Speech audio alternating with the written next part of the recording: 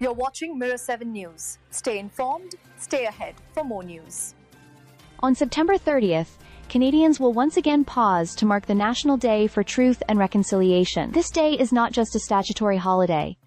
It is a collective moment of reflection and recognition. Across the country, events and programming will be dedicated to honoring survivors of residential schools, remembering the children who never made it home, and acknowledging the lasting impacts of colonial policies on Indigenous communities. One of the most powerful national initiatives is called A Day to Listen, created through the Gord Downey and Shawnee Wenjack Fund. This year's theme is The Path Here, the Path Ahead.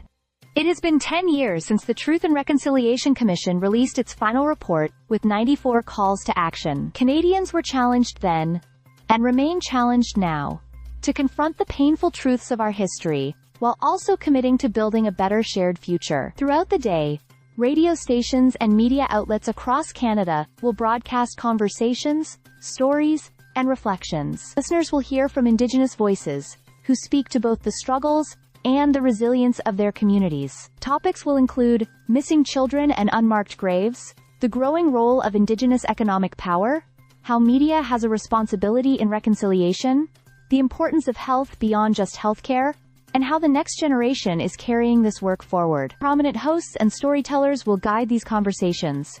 Mohawk, Tuscarora writer and media producer January Rogers will share her creative voice and unique insights.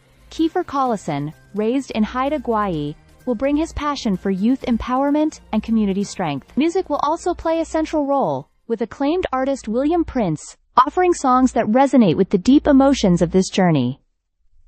The origins of A Day to Listen trace back to 2021, when the news of unmarked graves in Kamloops shook the country. More than 500 radio stations joined together then, to use the power of storytelling and broadcasting as a way to move reconciliation forward. Since that moment, this initiative has become an annual opportunity for Canadians everywhere to stop, listen, and learn. The Department of National Defence and the Canadian Armed Forces are also recognizing this day, with a focus on supporting the mental health and well-being of Indigenous members.